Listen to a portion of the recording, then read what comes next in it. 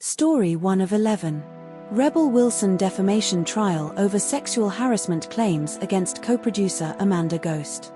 Rebel Wilson defamation trial over sexual harassment claims against co-producer Amanda Ghost. Here's what every outlet agrees on. Charlotte McInnes is suing Rebel Wilson for defamation over social media posts claiming she made and retracted a sexual harassment complaint against co-producer Amanda Ghost. The central incident occurred on September 5, 2023, at Bondi Beach, where Amanda Ghost had a medical reaction to cold water and was assisted by McInnes in warming up with a bath at a shared apartment. Rebel Wilson claims McInnes told her on September 6, 2023, that she felt uncomfortable during the bath incident, but McInnes denies ever making such a complaint. Wilson posted on Instagram in July 2024 suggesting McInnes had withdrawn the complaint to secure career opportunities, including a lead role in the stage production Gatsby and a record deal with Atlantic Records. Wilson hired the agency group PR firm in July 2024 to create smear websites targeting Amanda Ghost, including claims she was the Indian Ghislaine Maxwell and a madam. But not all outlets told the same story. The Guardian and ABC report Wilson claims McInnes told her she felt uncomfortable during the bath incident, but McInnes denies ever making such a complaint, while SMH and Newscomau emphasize McInnes' repeated denials of ever saying she felt uncomfortable. Wilson denies authoring the smear websites, but text messages from the agency group employee Katie Case show Wilson's PR team discussed creating harsh websites targeting Ghost, with Wilson allegedly requesting one of those sites. Wilson claims she was shocked by the alleged complaint and took it as sexual harassment, but McInnes and Ghost insist no complaint was ever made, and Wilson's texts to Ghost confirmed McInnes had zero issues. This story was covered by ABC News, The Guardian, news.com.au, and Sydney Morning Herald. Story 2 of 11.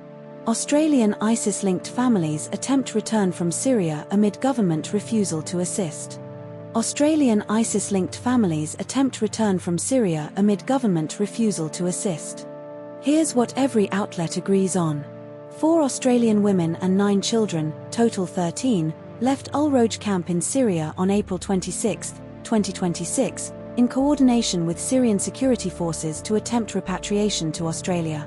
The group secured plane tickets to Australia but were turned back before reaching Damascus International Airport due to Australia's refusal to receive them, as confirmed by Syria's Ministry of Information on April 29, 2026. The group had previously attempted to leave Al-Roj camp in February 2026 with 11 families, 34 women and children, but were turned back 50 kilometers into their journey by Syrian authorities. The Australian government has denied assisting the group's repatriation but admitted they are entitled to emergency passports under Australian law. At least one member of the cohort is subject to a temporary exclusion order, TEO, barring their return to Australia for up to 2 years on national security grounds. But not all outlets told the same story. The Guardian and Newscomau state the group of 13, 4 women and 9 children, were turned back before reaching Damascus International Airport, while the ABC and The Age imply the group left the camp but did not specify if they reached the airport. The U.S. Department of State letter in February 2026 is cited by multiple sources as expressing frustration, but The Guardian states the U.S. is in active communication with countries to repatriate citizens, while Newscomau and The Age focus on the letter's criticism of Australia's stance. The ABC and Guardian report that the group left Al-Roj camp on April 26, 2026, while Newscomau and The Age mention the group left on April 26 but also reference a February 2026 failed attempt with 34 people. This story was covered by ABC News, The Guardian, news.com.au, Sydney Morning Herald and The Age. Story 3 of 11. Angus Taylor's immigration rhetoric and Liberal Party's political strategy. Angus Taylor's immigration rhetoric and Liberal Party's political strategy. Here's what every outlet agrees on. Angus Taylor stated on ABC's Insiders the 26th of April, 2026, that there is a higher risk that some bad people come from those bad countries and cited Iran as an example of a bad country. Taylor defended preferencing the Nationals over One Nation and One Nation over independent Michelle Milthorpe in the Far by-election, calling it the least worst option. Taylor criticized Indigenous welcome to country ceremonies as overused and devalued, following booing incidents at Anzac Day dawn services in Sydney, Melbourne, and Perth on the 26th of April, 2026. Pauline Hanson is scheduled to speak at an anti-immigration rally outside Parliament House on the 26th of April, 2026, with Taylor acknowledging some agreement with her stance. Taylor's party policy aims to screen migrants based on Australian values rather than country, religion, or race, though he has not explicitly named specific countries beyond Iran. But not all outlets told the same story. The Guardian states Taylor explicitly labeled Iran as a bad country and mentioned China, Vietnam in questioning, while news.com.au only reports indirect references to China's human rights record without direct labeling. The Guardian's opinion piece, Article 3, criticizes Taylor's focus on bad people as alienating voters, while Articles 1 and 2 present his stance as a deliberate political strategy to appeal to One Nation supporters. Article 3, Guardian opinion, claims Taylor's rhetoric targets communities fleeing US-Israeli military attacks, Gaza, Iran, but Articles 1 and 2 frame his comments as general values-based screening rather than targeting specific conflicts. This story was covered by The Guardian and news.com.au. Story 4 of 11. NZ Court rejects Christchurch mosque attackers' appeal of guilty pleas. NZ Court rejects Christchurch mosque attackers' appeal of guilty pleas. Here's what every outlet agrees on. Brenton Tarrant, an Australian man, was convicted of murdering 51 people and attempting to murder 40 others in the 2019 Christchurch mosque attacks. Tarrant pleaded guilty in March 2020 to 51 counts of murder, 40 counts of attempted murder, and 1 terrorism charge. The New Zealand Court of Appeal rejected Tarrant's appeal application on April 30, 2026, calling it utterly devoid of merit. Tarrant is serving a sentence of life without parole, the first such sentence in New Zealand history. The appeal hearing took place in Wellington in February 2026, with Tarrant appearing via video link from Auckland Jail. But not all outlets told the same story. The ABC states Tarrant's appeal application was filed in late 2022, while The Guardian does not specify the exact filing date but notes it was filed in 2022. The ABC includes a detailed account of Tarrant's daily prison routine in January 2020, while The Guardian summarizes his claims of mental health distress without the same level of specific detail. The Guardian emphasizes Tarrant's claim of masking mental illness due to his political movement, which is not explicitly mentioned in the ABC article. This story was covered by ABC News and The Guardian. Story 5 of 11.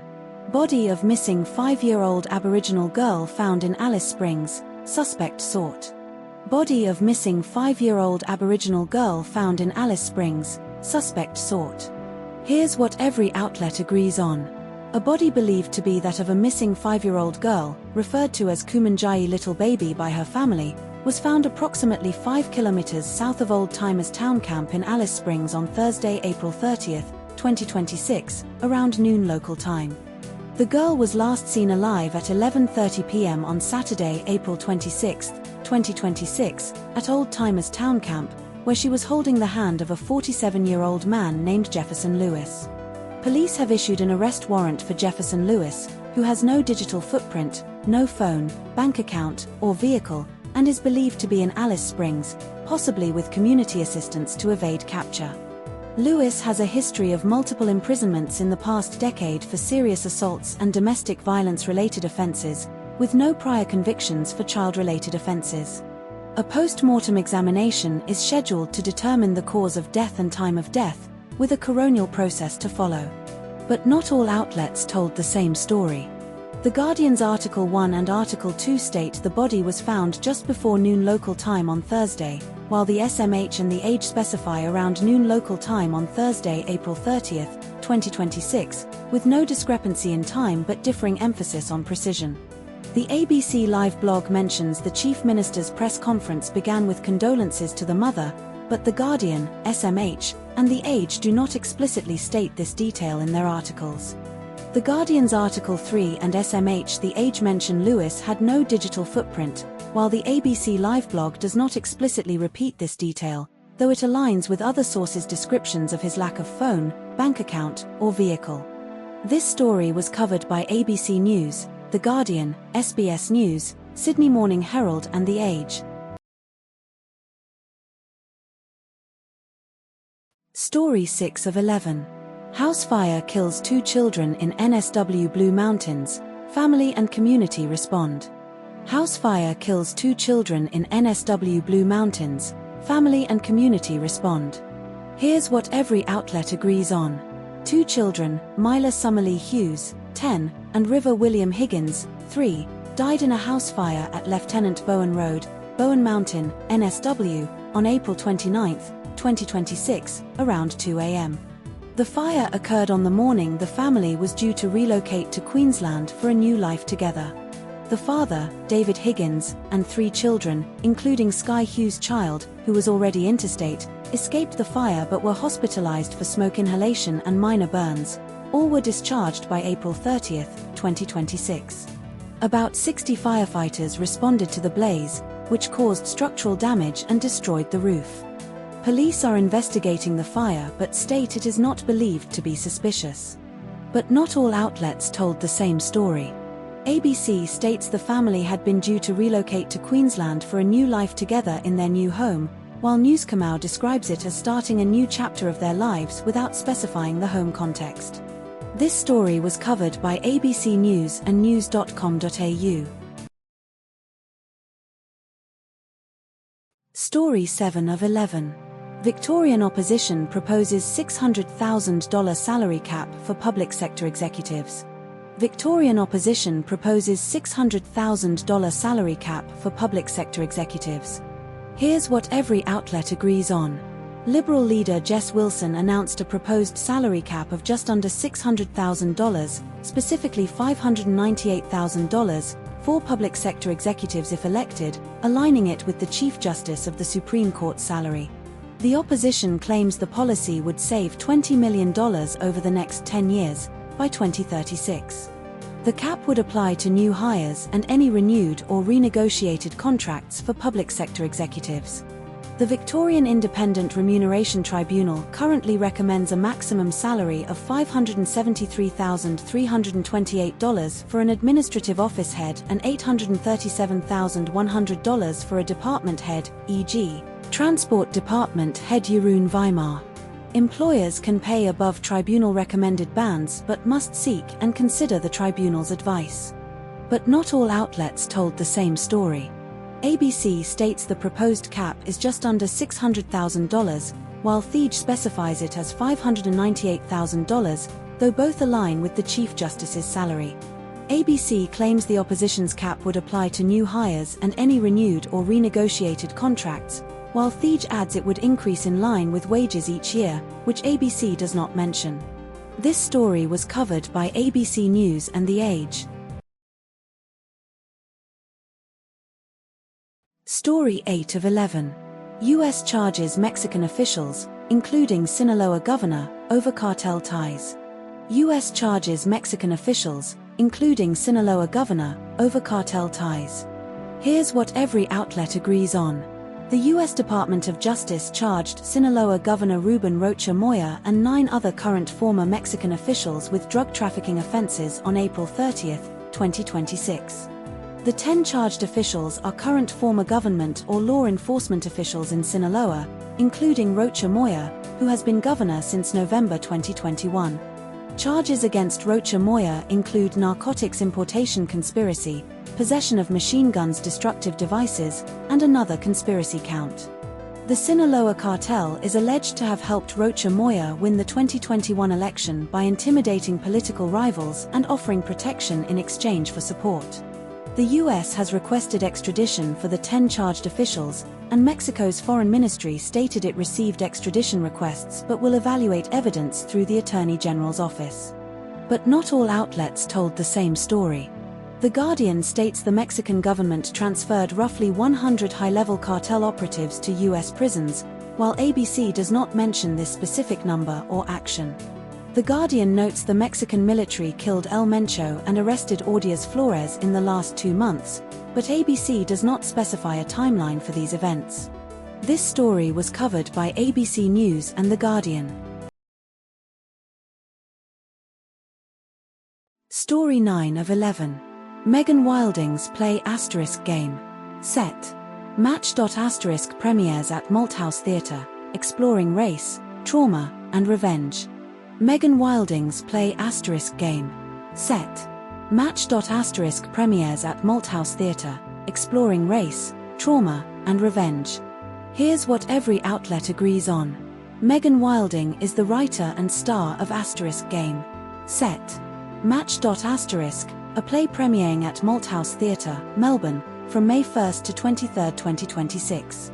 Wilding describes the play as a rom-com until it isn't, blending tennis-themed banter with dark themes of colonization, sexual violence, and power abuses. Wilding is Gamila Roy and has previously starred in Nakia Louis' * Blackie Blackie Brown * 2018, and wrote-directed * A Little Piece of Ash * 2019, a semi-autobiographical play about grief. The play's development was supported by the Balnaves Aboriginal and Torres Strait Fellowship, with revisions following the 2023 failed Voice to Parliament referendum. Wilding's career includes roles in * True Story with Hamish and Andy * 2017, * The Edge of the Bush * ABC TV, * Gold Diggers * ABC, and * Sunny Nights * Stan. But not all outlets told the same story. The ABC states Wilding won the Griffin Award in 2023, while The Guardian does not specify a year for the award. The ABC mentions Wilding's play was massaged again at Griffin Theatre after winning the Griffin Award, but The Guardian does not reference Griffin Theatre's involvement post-award. The Guardian describes * game. Set. Match. * as a no-holds-barred reckoning with sexual abuse of a child by an adult, while the ABC frames it more broadly as addressing colonization and sexual violence without specifying child abuse. This story was covered by ABC News and The Guardian. Story 10 of 11. Citizens' arrest of alleged tiny home thief in Queensland's Sunshine Coast. Citizens' arrest of alleged tiny home thief in Queensland's Sunshine Coast. Here's what every outlet agrees on. 2 tiny homes were stolen from a property in Kuran on Sunday, April 27, 2026, around morning time. Eduardo Giraldes, a jiu-jitsu black belt holder, and Diego Sanchez Noguera performed a citizen's arrest in Blee Blee, Queensland, on April 27, 2026. The stolen tiny home was found in Blee Blee, about 50 kilometers south of Kuran, on April 27, 2026. The second stolen tiny home was later found at a Tewantin property near Noosa following police investigations. The 40-year-old suspect was charged with 1 count of stealing a tiny home and 1 count of stealing the trailer. But not all outlets told the same story. The ABC article does not explicitly mention the exact time of the theft, morning, as clearly as Newscamau, but both agree on the date, April 27, 2026. This story was covered by ABC News and news.com.au. Story 11 of 11. Australia's 2026-27 budget plans for capital gains tax and negative gearing reforms. Australia's 2026-27 budget plans for capital gains tax and negative gearing reforms. Here's what every outlet agrees on. Treasurer Jim Chalmers stated in interviews, Commonwealth Bank podcast and Channel 7, that any changes to capital gains tax, CGT, or negative gearing would not generate a huge amount of new revenue in the budget, with reforms likely grandfathered for existing investors. The May 12, 2026 budget is expected to include changes to negative gearing and an overhaul of the 50% CGT discount, potentially replacing it with an indexation model, pre-1999 regime. Chalmers acknowledged in multiple interviews that housing supply remains the main game for addressing affordability, with the government targeting 1.2 million homes by mid-2029 but currently on track for 980,000, per the National Housing Supply and Affordability Council. Inflation is at a 3-year high of 4.6%, partly driven by the war in Iran and rising petrol prices, as noted by Chalmers and the ABS. Chalmers mentioned in interviews that changes to housing taxes aim to address intergenerational equity by rebalancing the tax system between labor income and asset holders. But not all outlets told the same story. The SMH states Chalmers estimated abolishing negative gearing could raise up to $5 billion annually, while Newscomau and Guardian cite Grattan Institute and CBA estimates suggesting lower revenue impacts, $2 to $6.5 billion annually, due to grandfathering existing investors. SMH and Guardian report Chalmers downplaying revenue expectations from housing tax changes, but Newscomau highlights Chalmers' acknowledgement of long-term trends in home ownership rates influenced by past CGT changes, post-1999. This story was covered by The Guardian, news.com.au, and Sydney Morning Herald.